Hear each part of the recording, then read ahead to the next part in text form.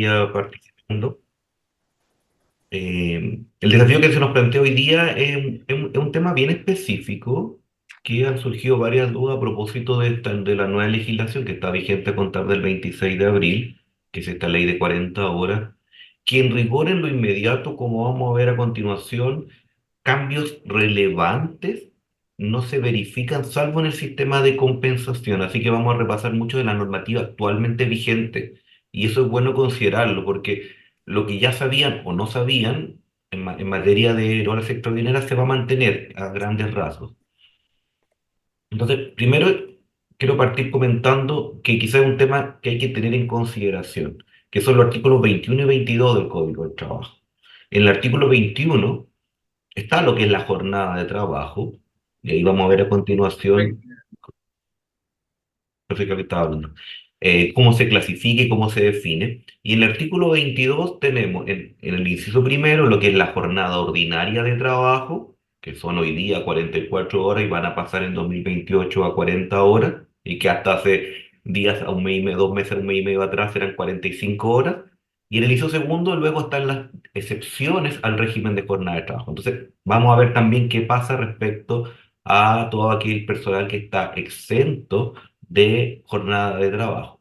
Pues bien, lo primero, como les comentaba, consideremos que la jornada de trabajo tiene dos vertientes. Uno es lo que es la jornada activa, que está en el inciso primero del artículo 21, que es fundamentalmente el tiempo en que el trabajador debe prestar sus servicios. Acá hay labores que realizar. Recordemos que el contrato de trabajo genera obligaciones y derechos para ambas partes. El trabajador, esencialmente, de trabajar las labores convenidas en el horario convenido, y por otra parte del empleador de pagar las remuneraciones por los servicios realizados. Hay otras obligaciones, sin duda, pero en lo que nos interesa ahora son las dos obligaciones cardinales sobre las cuales descansa la estructura de un contrato de trabajo. Pero también la ley contempla situaciones en las cuales el empleado está a disposición de la empresa, pero no puede trabajar. Acá es relevante el concepto de disposición de la empresa. Es decir, quiere trabajar, puede trabajar, en el contexto de una jornada de trabajo ha comenzado su horario de trabajo, pero no lo puede hacer. Esto es lo que se llama la jornada pasiva. Caso típico y paradigmático, si se produce, por ejemplo, algún tipo de desperfecto en materia de electricidad o en materia de algunos servicios básicos, en que el trabajador no puede trabajar aunque quisiera. Y eso también se entiende como parte de la jornada de trabajo. Entonces, es importante que cuando tenemos un empleado y quizás estoy repasando conceptos básicos, pero que es importante sobre eso construir justamente elementos luego que vamos a ir conversando más adelante. Por ejemplo, entonces, si tengo un empleado que tiene una jornada de trabajo definida hoy día de 44 horas y eventualmente se produce alguna situación que no le sea imputable al empleado, ese tiempo se considera trabajado. Y esto tiene, por ejemplo, efecto luego para el tema de las horas extraordinarias. Entonces, eso es importante tenerlo en consideración. Por ejemplo, pasó a propósito de que se cortaron los servicios básicos en algunas localidades, hay por otro tipo de normativas, fundamentalmente el reglamento que establece las condiciones de salud e higiene en los lugares de trabajo. Las personas no podían trabajar, pero estaban a disposición de la compañía. Y en ese contexto justamente lo que se verifica es una jornada de trabajo en su vertiente pasiva y como tal, por lo tanto, corresponde el pago de las respectivas remuneraciones, salario en particular pactado. A propósito de eso, no olvidemos que es una diferencia que se pierde normalmente, y me salgo un minuto del tema, que lo que el empleador paga como consecuencia de el contrato de trabajo es fundamentalmente la remuneración. Remuneración que a su vez es la regla general, pero tiene especies dentro de la remuneración. Una de ellas es el salario. Y es justamente el salario, el sueldo base, cualquier nombre que ustedes le quieran dar, este estipendio fijo que se paga por el contrato de trabajo se hace en base justamente a los servicios realizados. Entonces ahí siempre se va a determinar precisamente si la persona trabaja o no trabaja, se genera justamente el salario. Remuneraciones es un concepto más amplio y por ejemplo está los bonos, por ejemplo está el sobresueldo, las horas extraordinarias, por ejemplo está la gratificación. Entonces es importante considerar que la persona va a recibir su salario conforme al trabajo realizado o cuando se verifique justamente esta hipótesis de jornada pasiva. Si no es el caso, y esto es por ejemplo el caso de una inasistencia, efectivamente la persona no tiene la obligación, la empresa no tiene la obligación de pagar en este caso el salario respectivo porque no se ha devengado los servicios correlativos sobre los cuales descansa la causa del pago del salario. Eso es importante tenerlo en consideración. Entonces, primero, y volviendo al tema de la jornada de trabajo es esencial. De hecho, a partir de eso se construye precisamente lo que es la reforma que experimentamos hace casi 2 meses atrás, un mes y medio atrás, que justamente viene a regular el máximo, siempre es el máximo de la jornada de trabajo. Entonces, lo primero importante, norma esencial, artículo 10 del Código del Trabajo, la jornada tiene que estar estipulada en el contrato de trabajo. Entonces, eso tiene que estar. He visto contratos de trabajo, tengo casi 20 años asesorando a empresas y no me deja sorprender a veces que aparecen contratos de trabajo que no indican la jornada o que indican, por ejemplo, solamente que el empleado va a tener una jornada ordinaria de trabajo, como si la jornada ordinaria necesariamente fuera el máximo estipulado. Vamos a ver a continuación el artículo 22. Ojo con eso. Ese es el máximo de jornada de trabajo, lo que son hoy día 44 horas. Y como recordamos, en 2028 van a ser 40 horas. Pero la jornada de trabajo es la que se define en el contrato. Y recordemos que los contratos son esencialmente no lo que está escrito en el documento. Eso es el carácter consensual del contrato de trabajo que está en el artículo 7 y 8. Es decir, esto es lo que da lugar a las famosas cláusulas tácitas de derecho adquirido. Entonces, es importante eso. Primero tienen que regularlo. Y segundo, que se esté cumpliendo lo efectivamente establecido en el contrato en escrito. Entonces tiene que ser importante que se indique la jornada de trabajo, la distribución de la jornada de trabajo. Esto ha tenido especialmente consideración a propósito de la ley de 40 horas que obligaba unilateralmente a las empresas a realizar cambios en la distribución o para llegar al menor tiempo que exige la nueva legislación de 44 horas en esta primera etapa. Entonces, eso es importante, no se olviden, en el contrato de trabajo tiene que estar regulado el total de la jornada semanal, que en teoría podría ser 44. Hay empresas que ya están en 40, incluso hay empresas que pueden estar en menor monto, o por ejemplo la hipótesis de jornada parcial, que ahí son 30 horas, o podría ser menos. Entonces, es importante que la jornada que esté tiene que estar regulada en cuanto a la jornada semanal y luego lo que es la jornada diaria y la distribución. Eso es importante. La excepción siempre viene a ser el sistema de turnos, y ahí efectivamente la norma puede hacer un reenvío al reglamento interno. Es decir, si yo establezco que el trabajador o trabajadora va a trabajar en base al sistema de turnos regulado en el reglamento interno de la compañía y ese reglamento interno cuenta con un sistema de turnos, también eso es válido, eso está bien y en ese sentido ahí están cumpliendo con la norma. Bueno, dicho eso, vamos justamente, aquí hay unas preguntas que surgieron, pero antes de eso quiero ir a la regla general. Jornada de trabajo, regla general, 44 horas, eso es el máximo que establece la ley hoy día. Va a ir reduciendo, lo hemos dicho varias veces. ¿Puede impactar menos? Sí, puede impactar menos. Puede impactar la jornada que estimen pertinente. Eso no hay un mínimo, hay un máximo en nuestra legislación. Si bajan o llegan a las 30 horas, pueden acogerse a lo que es el sistema de jornada parcial, que tiene ciertos beneficios, pero podría establecer perfectamente una jornada ordinaria de 28, 21 o 30 o la distribución que yo estime pertinente. Regla general, no se puede distribuir en más de 6 ni en menos de 5 días. Eso es la regla general. Estos son normas, recordemos que son irrenunciables. Todo el derecho laboral se construye sobre el principio de la irrenunciabilidad. Es decir, si yo tengo una jornada ordinaria de trabajo, ojo, la jornada ordinaria, hay personas que yo puedo contratar bajo un sistema de jornadas parciales para trabajar, por ejemplo, solo los fines de semana, en fin, eso es válido. Pero si tengo una jornada ordinaria de trabajo, tengo que justamente distribuirla en este periodo.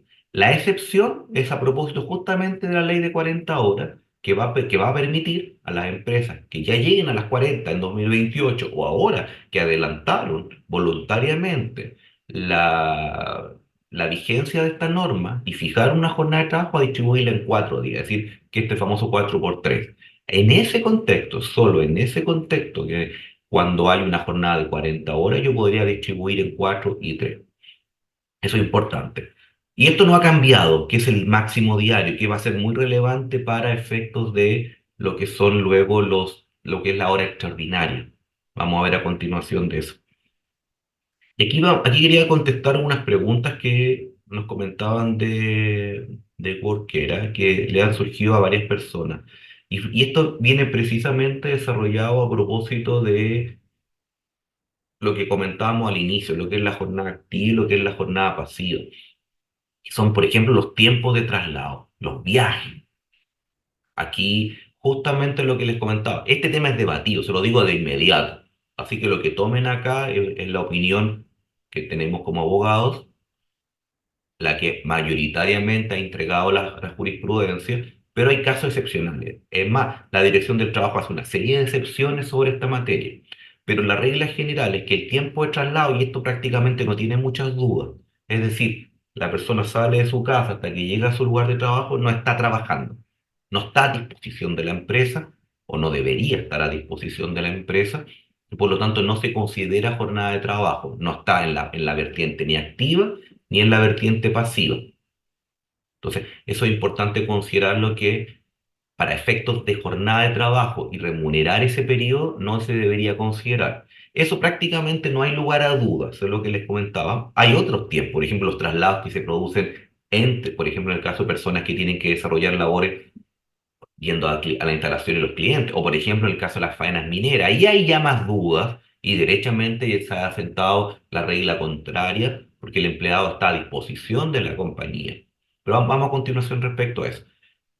¿Cuándo eventualmente se podrían dar casos excepcionales en que la persona sí podría entenderse que sus tiempos de traslado, está viajando, deben ser remunerados? Insisto, esto es un caso, esto no está en la ley, esto pasa a ser ya hipótesis más bien de trabajo para efectos de, como compañías, como empresa, precaver.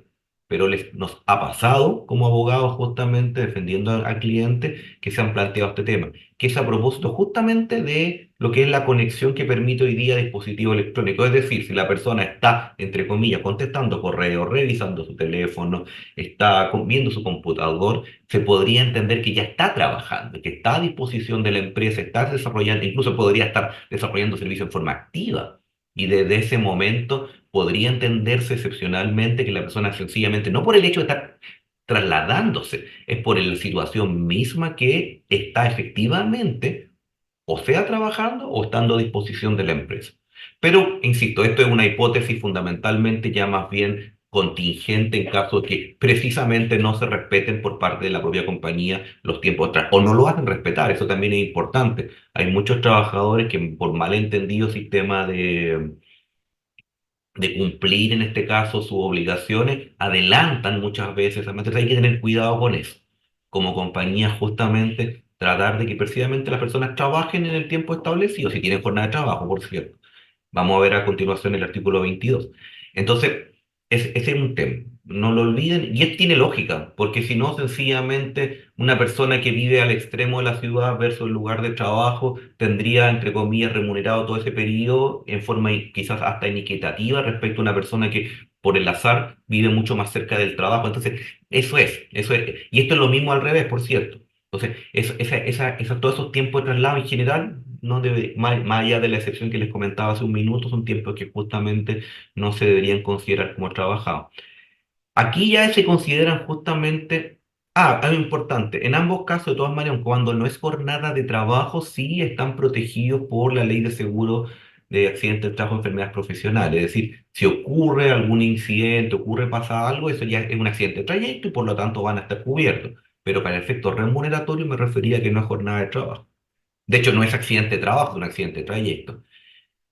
Eh, Aquí, como les contaba yo, está la fila hay una limitación que ya a nivel de dirección del trabajo está como asentado y a nivel de tribunales también, aunque hay algunos fallos contradictorios, que son los tiempos intermedios, es decir, cuando la persona, por ejemplo, esto es más entendible, pero se da en otra hipótesis en las faenas mineras. En las faenas mineras que desde que yo ingreso físicamente a la faena hasta que puedo comenzar a prestar mi servicio, ocurre un tiempo bastante largo a veces. Por ejemplo, los que están familiarizados con las faenas mineras, uno ingresa físicamente, llega a donde está la mina, luego hay controles de seguridad, luego tienen que pasar a casas de cambio para implementar ropa, de ahí lo llevan a otra parte, o sea, se pasa un tiempo considerable. En esa hipótesis, la ley ha dicho que efectivamente ese tiempo se podría terminar considerando como jornada de trabajo.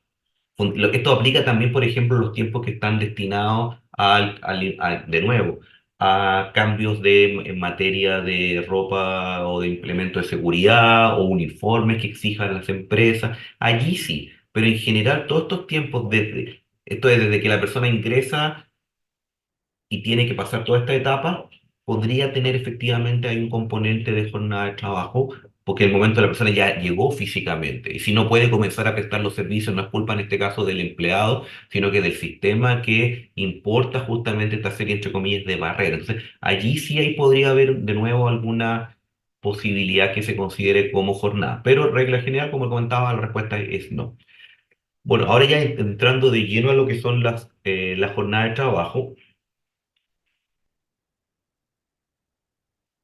Bueno, antes de eso, vamos a avanzar de inmediato. La regla general es que todos los empleados tengan jornada de trabajo, todas las personas, de hecho es más lo que ha dicho hace poco la ministra Jara a propósito justamente de la reforma y esta polémica, o por lo menos lo que vemos nosotros como abogados, respecto a la interpretación que hace la Dirección del Trabajo respecto al artículo 22, particularmente al inciso segundo. Y eso es importante, es decir, la regla general, las personas tienen jornada. Excepcionalmente, podrían estar excluidos, que esto es el inciso segundo del artículo 22, o como la gente normalmente lo habla, el artículo 22 en general.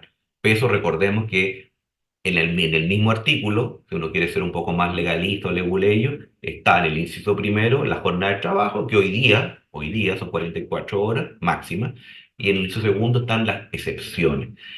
Entonces, primero, todo lo que vamos a hablar a continuación de horas extraordinarias, incluso lo que hablamos al inicio de jornada de trabajo, en realidad son más bien para las personas que tienen una jornada ordinaria de trabajo, es decir, están regulados por una jornada máxima, que es de 44 horas hoy día, una distribución de lunes a viernes, lunes a sábado, o la distribución que sea pertinente, entre 5 y 6 días, o de 4 y 3 en el caso de 40 horas, pero no aplica respecto a todos aquellos trabajadores que están excepcionados de la jornada. Aquí la ley de 40 horas hizo una modificación al artículo 22, lo que hizo particularmente eliminó dos hipótesis que antiguamente se permitía respecto a excepcionar el contrato, excepcionar de la jornada de trabajo a ciertas personas. Hoy día solamente vamos a tener a dos tipos de personas que pueden estar excepcionados de la jornada de trabajo, es decir, que no tienen jornada. Esto significa, primero, esto es siempre importante, por una parte no tengo límite de la jornada, es decir, entre comillas, la persona podría trabajar más allá de las hoy día 44, luego el día de mañana las 40, por lo tanto, no hay horas extraordinarias, pero esto tiene una vertiente o en la otra cara de la moneda. Tampoco tiene un control directo, como vamos a ver a continuación, respecto a las funciones que desarrolla, la jornada que desarrolla. Es decir, la persona podría, entre comillas, un día, si cumple su objetivo, lo que tiene que hacer, hacerlos en una hora o el tiempo que se demore, y va a haber cumplido sus funciones, o algún otro día va a trabajar quizás más de las, ya vimos, 10 horas diarias. Entonces, ese es un concepto que hay que tenerlo en consideración siempre. Por eso no aplica ninguna de estas normas como a ver a continuación respecto a este tipo de personas. Eso no lo olviden, porque a veces está la idea de que son personas a las cuales sencillamente yo no les pago hora extra. No, no tengo un control directo y funcional sobre su labor y por lo tanto las personas definen cuánto van a trabajar, cómo van a trabajar, eventualmente inclusive desde dónde van a trabajar. Entonces, y eso ya enfoca derechamente con el tema del teletrabajo. De hecho, lo que les quería comentar era eso. Lo que hizo la norma, en realidad, la ley de 40 horas, es particularmente eliminó dos excepciones, pero mantuvo las dos que tenían.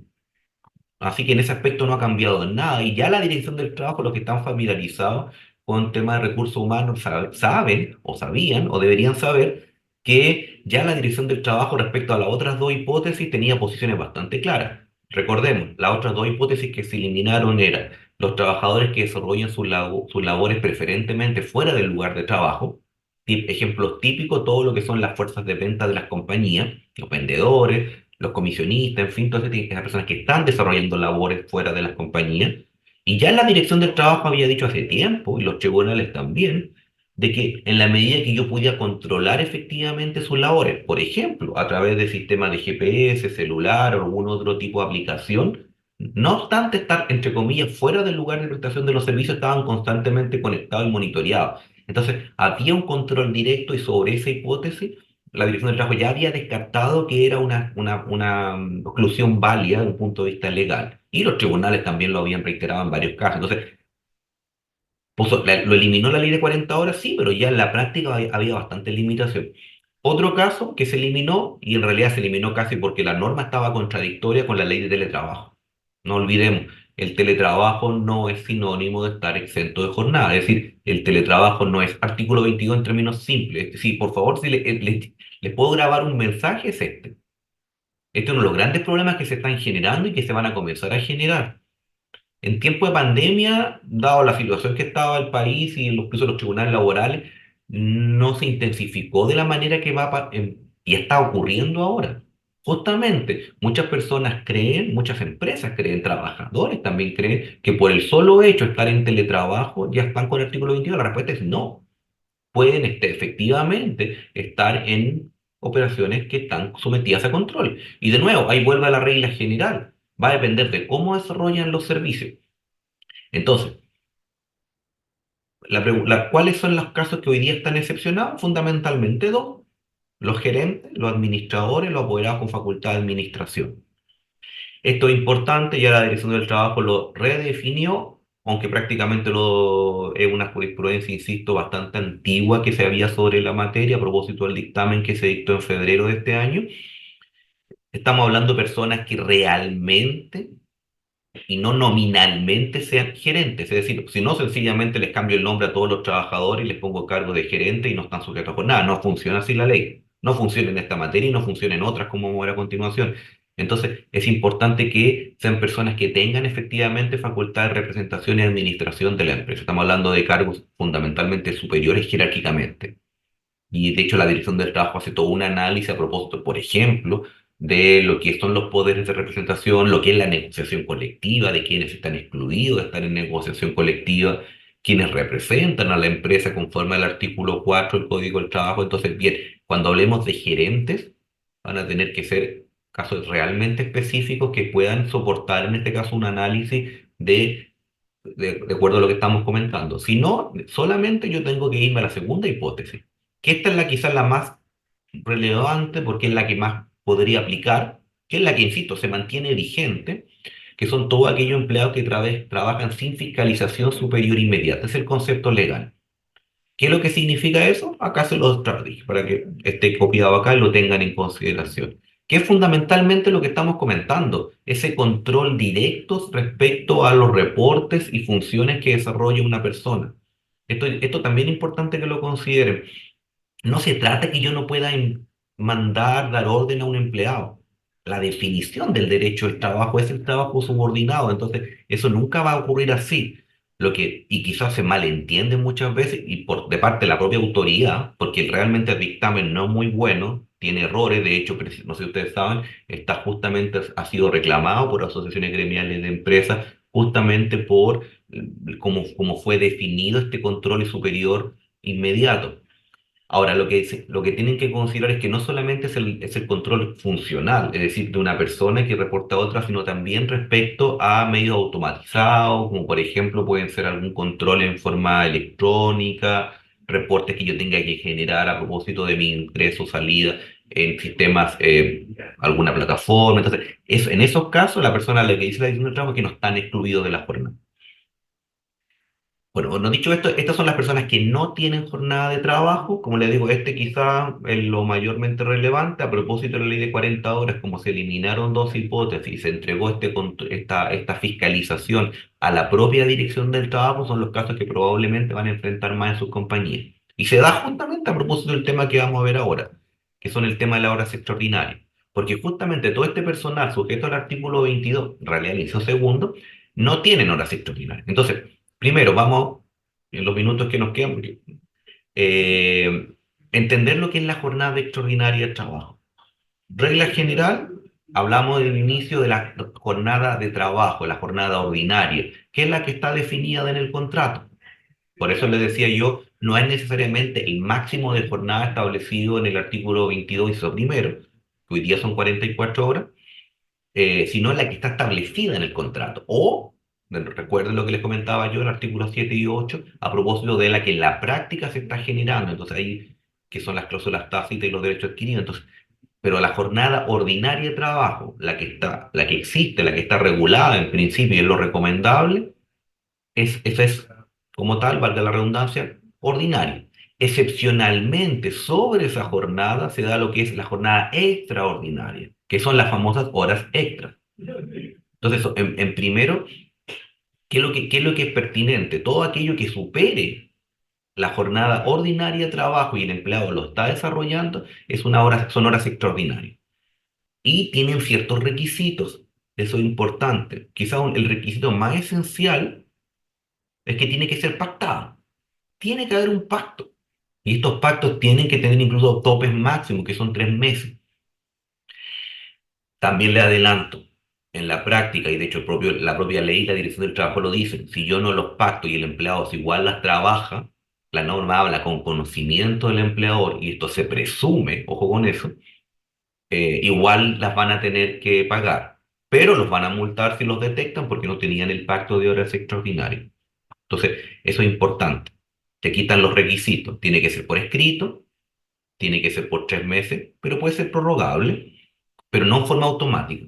Entonces, porque si no se desnaturaliza. De hecho, justamente lo que ha dicho la Dirección del Trabajo y nuestros tribunales es que en la práctica, si yo tengo un sistema extraordinario de trabajo a través de pacto y los voy renovando sucesivamente, estoy cayendo probablemente en vulnerar la norma, aun cuando el trabajador esté de acuerdo. Recuerden este tema, el trabajador tiene derechos que son de carácter irrenunciable. Entonces, aun cuando el trabajador esté de acuerdo, ustedes están en una contingencia. Entonces, en principio, esos pactos. Ahora, la verdad, muchos clientes que tengo yo inclusive, y probablemente en algunos casos ustedes, tienen constantemente estas jornadas extraordinarias pactadas y todo el mundo lo sabe. El trabajador o trabajadora no reclama porque recibe su sobresueldo en este caso. Vamos a ver el recargo a continuación. Pero la verdad es que hoy eso también una contingencia, que se podría traducir, por ejemplo, yéndonos de la materia que nos convoca hoy día, por normas sobre protección de la vida y salud de los trabajadores. O sea, un trabajador que está sobreexigido a través del trabajo en forma recurrente, en régimen extraordinario, podría generar algún tipo, por ejemplo, de enfermedad profesional, algún tipo de que afecte salud mental, y el día de mañana esto les puede pasar la cuenta. Pero como les digo yo, mientras eso no ocurra, por lo menos si tienen impactado este régimen, a lo menos están cumpliendo con la formalidad.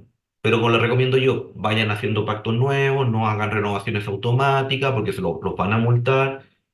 Ojalá que sean circunstancias diferentes, porque tiene que haber una circunstancia. Siempre es importante que se tienen que pactar en materias que, lo que le decía al principio, no perjudiquen la salud del trabajador y por necesidad o situaciones temporales. Yo tengo que establecer una causa porque voy a trabajar en forma extraordinaria.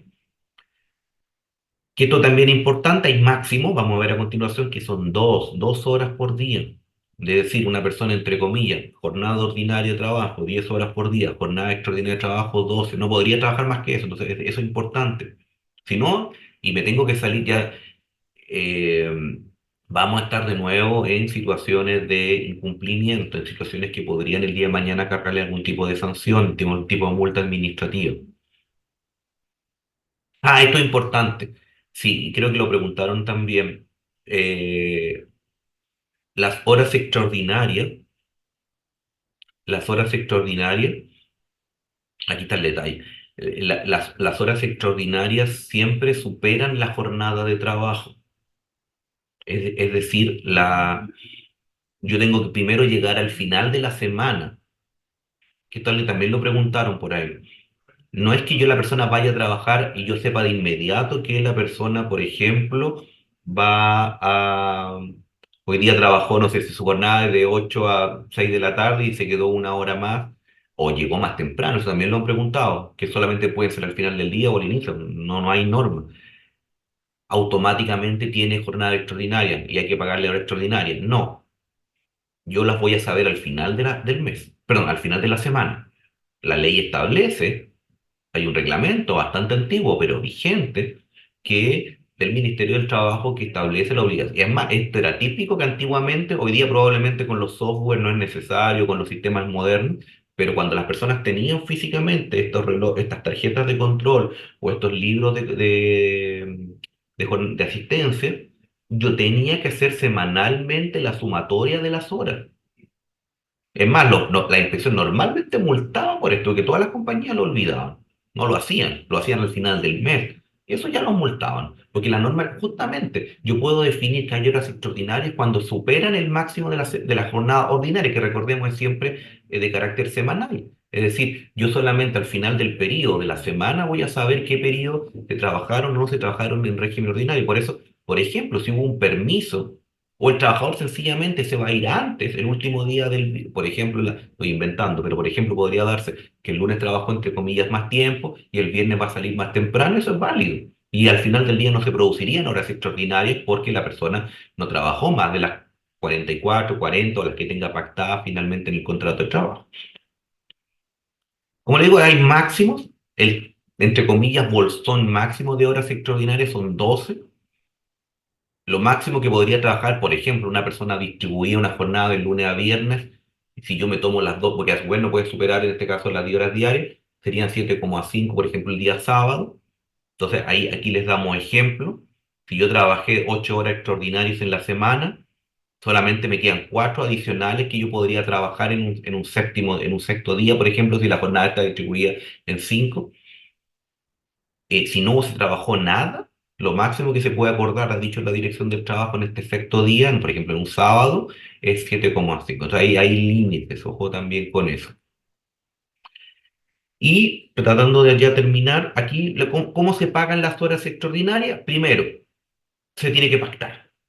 Esa es la regla general. No hay norma que obligue, o en realidad sí lo hay, pero es a defecto de falta de acuerdo entre las partes y establece un mínimo, que antiguamente solamente era el 50% sobre el sueldo convenido. Aquí lo que les comentaba yo y que era relevante que no lo olvidaran, es sobre el sueldo, no sobre la remuneración. Por eso es un sobresueldo. Se paga un exceso por las labores desarrolladas. No es, por lo tanto, es importante que cuando tengan estas consideraciones, probablemente si hay gente de recursos humanos lo tiene más que claro, pero a veces no es tan así. Es siempre sobre el sueldo. Es decir, de mi remuneración, de nuevo, lo general, hay un componente específico que es el sueldo, y ese sueldo debería estar definido justamente cuál es mi valor hora ordinaria, y sobre ese, el exceso del trabajo mínimo, y es un mínimo, puede ser más, es para este típico, por ejemplo, en negociación colectiva, que se pacta recargos superiores, del 100 o el 150%, sobre todo cuando vamos a ver, no lo vamos a alcanzar a ver hoy día, pero por ejemplo, cuando las personas pueden trabajar en domingos y festivos, que hay adicionalmente la ley no dice que es la misma norma, 50% recargo, pero a veces a nivel de negociación colectiva se pacta una cantidad superior. Si no hay pacto, a lo menos la empresa deberían pactar siempre, porque si no, necesito, lo van a multar por no tener el pacto de la extraordinaria. En ese pacto debería estar también cuál va a ser el sistema de compensación.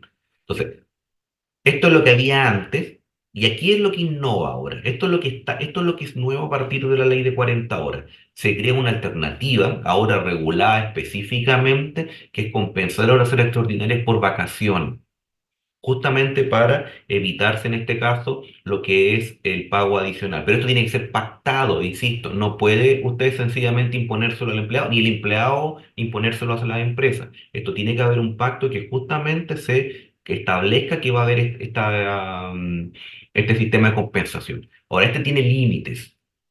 Este tiene ciertos límites. Son máximo 5 días al año. Se compensa uno por 1,5. O sea, por una hora trabajada corresponde 1 hora y media de feriado. Se tienen que hacer por días completos. La persona no puede tomar un feriado, y esto es regla general de vacaciones. No puede tomarse un feriado de 2 3 5 horas. No, es por día que tiene que acumular un día. Se tienen que tomar dentro de los 6 meses siguientes. Y como les dije yo, tiene que ser hasta 5 días hábiles al año. Sobre este monto, necesariamente tienen que volver al sistema de pago. que va a ser en principio el 50% sobre el sueldo o lo que pacten las partes. Ah, esto es importante. El concepto año se refiere a la anualidad del contrato, es decir, en lo que no es un año calendario, a eso me refiero. Entonces, es importante decir cuándo comenzó a trabajar. Esto igual que las vacaciones, la verdad. Si la comenzamos a trabajar el 20 de marzo, el año va a ser del 20 de marzo al 19 de marzo del año siguiente. Eso es la anualidad del contrato, no son años calendarios. Terminé. Vamos a dejar un espacio para pregunta y respuesta. Y aquí ahora los amigos cualquiera le van a hacer algún comentario acerca del software justamente de registro de asistencia y control horario.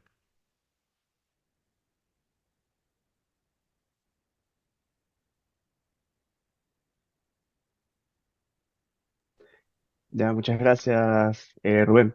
Vamos a empezar entonces con una pequeña demo con respecto a Workera y específicamente el tema de horas extras, ¿ya? Como bien saben, Workera emite una cierta cantidad de reportes que varían entre 10 a 12 reportes en general. Entre ellos está la parte de horas extras.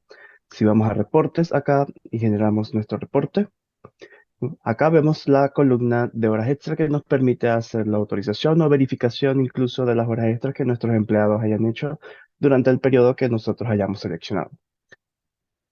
Si vamos acá, por lo menos este empleado que se llama Juan Bravo, como podemos ver el primer día, que sería el 3 de junio, su hora de entrada fue a las 7:30 y su hora de salida fue a las 18 horas.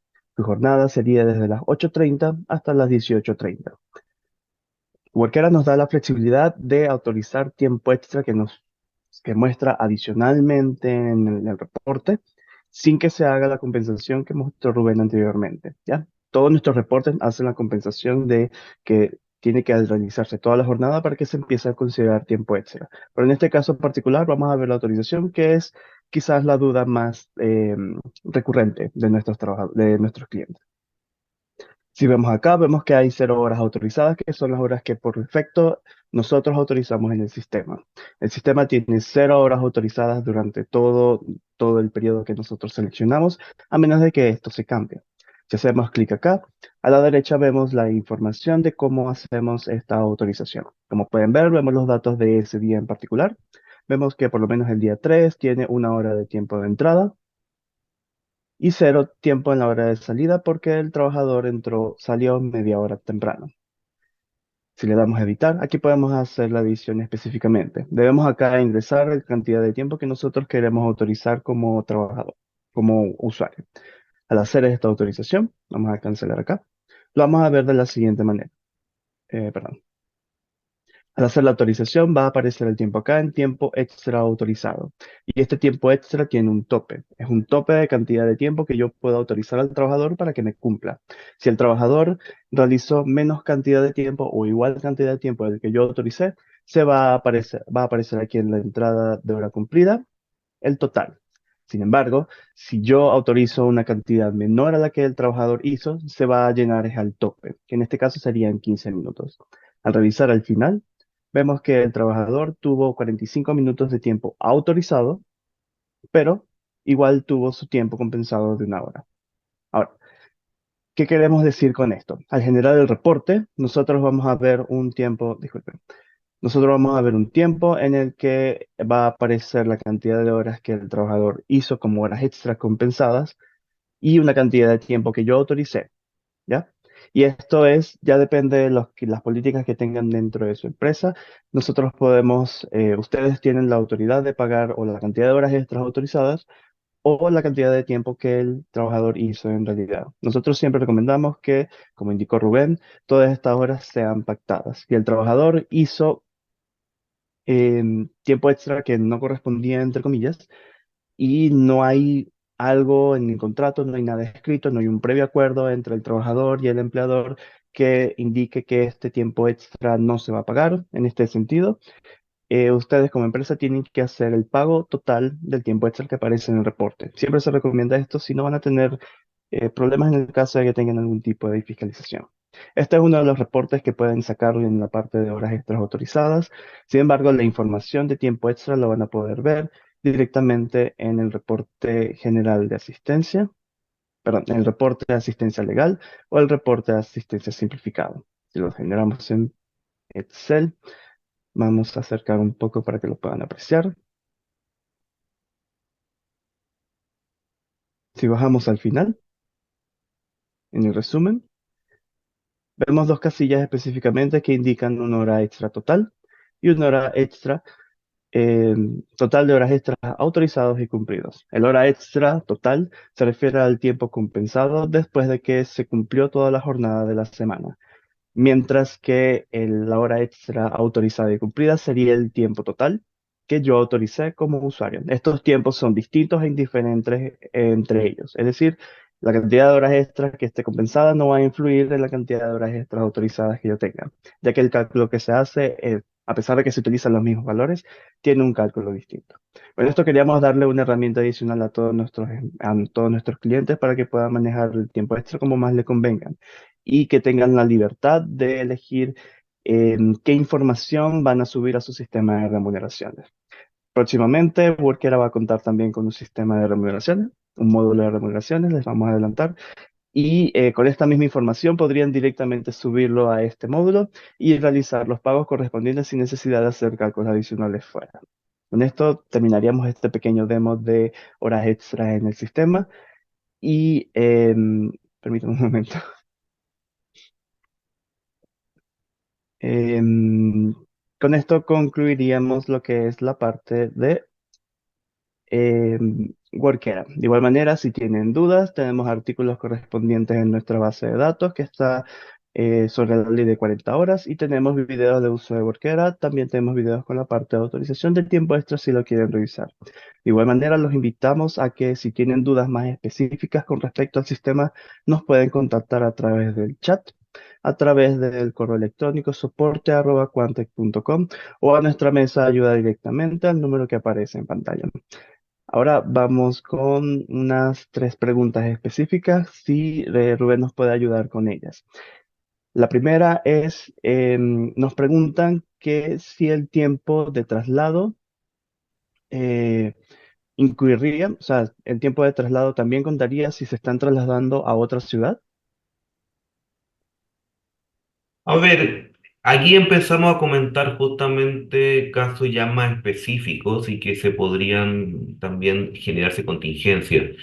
Claro. A ver, si la persona efectivamente se trata de un traslado, entre comillas, extraordinario, que no es el habitual, uno podría entender que es parte de la jornada de trabajo. Ahí es importante definir justamente, primero, si estamos personas, vi que habían algunas preguntas, personas que normalmente desarrollan funciones fuera de las instalaciones de la empresa, aun cuando estaban normalmente excluidas de la jornada de trabajo, que son los que normalmente tenían que viajar fuera de región. Entonces, ahí no se producía el problema que se genera a propósito de los tiempos, de los traslados extraordinarios, denominémosle de esta manera. En ese contexto, justamente, al pasar ahora, y si es que nos pasaron, una jornada de trabajo conforme a la directiva que tiene la Dirección del Trabajo sobre lo que se entiende en efectivamente personal excluido de la jornada ordinaria de trabajo, uno podría llegar a entender que sí, que ese tiempo justamente es parte de la jornada de trabajo porque está a disposición de la empresa. Es decir, es un caso extraordinario justamente en que la compañía lo instruye a viajar fuera de, en este caso, el lugar habitual a una instalación de un cliente distinto. Esto es, por ejemplo, lo que les comentaba al inicio también respecto a si yo tengo que ir a ver un cliente, es decir, se inició mi jornada de trabajo, por ejemplo, 9 de la mañana, y tengo que ir a visitar a un cliente. Ese tiempo, claramente, el que yo salgo de la empresa, llego a la instalación del cliente y regreso, claramente va a ser parte de la jornada de trabajo. En el caso de que yo tenga que hacer un viaje al extranjero, un viaje fuera de o dentro del mismo país, pero un lugar distante, ya de nuevo pasa a ser probablemente, si esto llega a un tipo de contienda, a un tipo de revisión, les adelanto que lo van a considerar probablemente jornada. Entonces es importante tener bien regulado cómo tienen pactado. Ese tipo de personas que están haciendo viajes recurrentes, a priori deberían ser justamente personas que están exentos de control de jornada, artículo 22 y su segundo, pero ya no por el hecho de desarrollar las labores fuera de la instalación de la empresa, sino por el hecho de no estar sometido a un control directo y funcional, o por el caso de ser algún gerente, administrador o apoderado con facultad de representación de administración. Entonces, allí efectivamente tienen que revisar cómo se estructura. Si tienen personas que normalmente desarrollan estos viajes, probablemente van a terminar considerando parte de la jornada de trabajo. Si es un empleado con jornada, no tienen problema, les aconsejo desde ya considérenlo como parte de la jornada de trabajo y ahí justamente les sirven los software, los controles de asistencia que funcionan en base a aplicaciones que son bastante más convenientes para hacer ese registro. Ya entiendo. La siguiente pregunta se refiere a qué tiempo estimado se podría considerar como periodo de traslado, como tiempo de traslado. No hay normas, les repito, los tiempos de traslado a priori no son parte de la jornada. Nosotros estamos pensando, insisto, en el caso que lo que yo me demoro desde mi casa, en términos muy fáciles y domésticos, hasta la empresa. Si yo me demoro, y esto es lo típico, no sé, se produce una situación de tránsito y eventualmente me voy a demorar más, por eso, porque no es parte de la jornada, no es relevante. Lo mismo al revés, los tiempos de regreso. Entonces, todos esos tiempos a priori, justamente, o post del inicio o término de la jornada de trabajo, no son parte de la jornada, por lo tanto, no hay tiempos. Donde sí se regulan, pero no es específicamente esto, es lo que les comentaba yo, y esto está más bien pensado por ejemplo, en las faenas mineras, que son los tiempos que se dan dentro de las instalaciones de los clientes, ¿no? En las minas, o también se da, por ejemplo, en faenas agrícolas. Allí sí hay normas, pero de nuevo, no hay norma que defina plazo. Sí, normalmente lo que se pacta es que hasta ciertos periodos de tiempo, esto ya a nivel de contractual, a nivel de negociación colectiva, Claro, que es donde es más intensivo, pero no hay plazos que yo te pueda decir que es lo que es un tiempo normal de traslado. ya entiendo. Y bueno, para terminar, la última pregunta es con relación a los pactos de horas extra que mencionaste anteriormente. Estos pactos tendrían que registrarse en la dirección del trabajo. No está dentro de las normas que exige el registro electrónico laboral. Pueden hacerlo, de hecho se pueden registrar los anexos de contrato, pero recuerden, primero, no se los aconsejo, no está dentro de las normas específicamente que se requieren como tal. Eh, Además es extraordinario. Lo que sí, a ver, tiene que estar el libro de remuneraciones electrónico. Entonces, tienen que, en algún minuto van a estar los registros de asistencia. Entonces, ahí, claro, ahí va a haber alguna suerte de registro, pero no es el pacto en sí mismo el que se tiene que registrar. Veo que hay estas preguntas en el chat, no sé si las conversamos. Bueno, la última que acaban de indicar, están dando el caso de los vendedores en terreno. Bueno, esto es más que todo por lo que es el cambio por la ley de 40 horas. Preguntan que si aplicaría el artículo 22 vendedores en terreno a pesar de que tengan supervisión directa. A ver, si se están asumiendo que tienen supervisión directa, Ujú. tienen jornada de trabajo. Lo que hizo la ley de 40 horas eliminó que insisto, ya la Dirección del Trabajo había matizado hace tiempo esta materia y esta excepción. El solo hecho de prestar labores fuera de la instalación en la empresa, que esto es típico para los vendedores en terreno, no es causal en sí mismo de estar exento de jornada de trabajo. Lo mismo que les comentaba respecto a los tiempos de traslado. Si yo tengo una persona que tiene que viajar constantemente, pero le estoy ejerciendo supervisión y fiscalización, y va a tener jornada de trabajo y se me van a generar justamente todas estas contingencias en torno a si tengo que remunerar y cómo controlar. Porque, por ejemplo, y no para hacerle propaganda cualquiera, pero si no tengo un sistema de control que sea ad hoc, que yo pueda registrar el inicio y el fin de la jornada de trabajo, por ejemplo, y tengo solamente un registro físico, justamente estos tiempos extra van a ser complejos de poder administrar. Por ejemplo, estoy pensando que el empleado no regresa físicamente luego de este viaje a la instalación de la empresa para marcar la tarjeta o firmar el registro de asistencia. Entonces, de ahí van a estar Claro. en falta. Entonces, por eso le digo, y esto es una labor que nos convoca a propósito, que ya debió haberse hecho, pero si no lo han hecho, todavía están a tiempo. La Dirección del Trabajo prácticamente no ha multado sobre esta materia y está a priori justamente haciendo invitación a las empresas que están fiscalizando para regularizar y regular también. Estos son temas que justamente tienen que definir. Si tienen personas que desarrollan las labores fuera de la interacción en la empresa, tienen que definir o los ingresan a jornadas de trabajo y asumen todo lo que estamos conversando ahora de cómo lo voy a definir, o reformulo el cargo. y eso obviamente de común acuerdo, para que precisamente no se dé la situación de que tengan un control y una supervisión directa. Entonces allí eso es como bien relevante. Eh, si la persona solamente por el hecho de estar, y lo voy a hacer en términos muy sencillos, Ujú. por el desarrollar viajes fuera de las instalaciones de la empresa, hacer viajes en terreno, estar constantemente visitando clientes, por ejemplo, estaba excluido de la jornada de trabajo, eso no se puede hacer. De hecho, ahí lo que se debió haber hecho a contar el 26 de abril es haber pactado, y esto tiene que ser en base a la realidad, no en base a la mera voluntad de las partes. Recordemos que el derecho laboral establece derechos irrenunciables para los trabajadores, es a propósito de que estas personas no están sometidas a un control, una supervisión fiscalización inmediata. Y ahí justamente yo tengo que ser capaz como empresa de el día de mañana, en caso que sea controlada, sea revisada por parte de la Dirección del Trabajo o por un tribunal. Recordemos que mantener excluida a una persona ilegalmente de la jornada ordinaria de trabajo, es decir, en términos sencillos, someterlo al artículo 22 cuando en realidad no debería estar en el artículo 22, me trae aparejado multas de la Dirección del Trabajo y eventualmente demandas judiciales. No solamente por el tema de las horas extras. Por ejemplo, esto se da a propósito, y esto es bastante habitual, a propósito de cuando se es despedida la persona, alega que tenía horas extras porque en realidad sí debería haber estado con su jornada ordinaria y no artículo 22, y luego alega que por esas horas extras que no se le pagaron, no se pagaron tampoco cotización y se genera lo que es la nulidad del despido.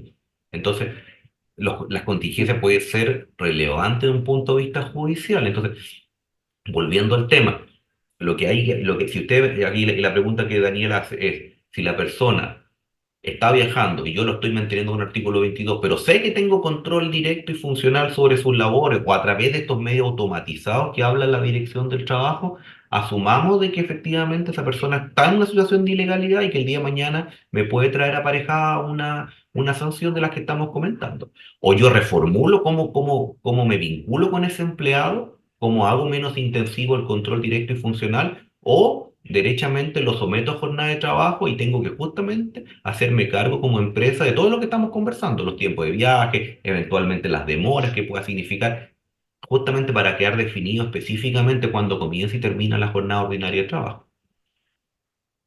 Ya, perfecto, Rubén. Bueno, muchas gracias. Con esto concluiremos entonces el webinar sobre las horas extras. El PDF junto con la grabación será enviado a ustedes en el transcurso del día de hoy, si no, a más tardar a primera hora del día lunes. Los invitamos entonces a estar pendientes de nuestras redes sociales para los siguientes webinars que vamos a tener en el mes de julio. Y bueno, me quedaría entonces desearles un feliz día y un muy feliz fin de semana. Muchas gracias a todos y por su participación hoy día. Muchas gracias por Muchas hacer. gracias a Gracias a todos. todos. Vale, que pasen feliz día. Muchas gracias, que tengan buen día. Igualmente, adiós.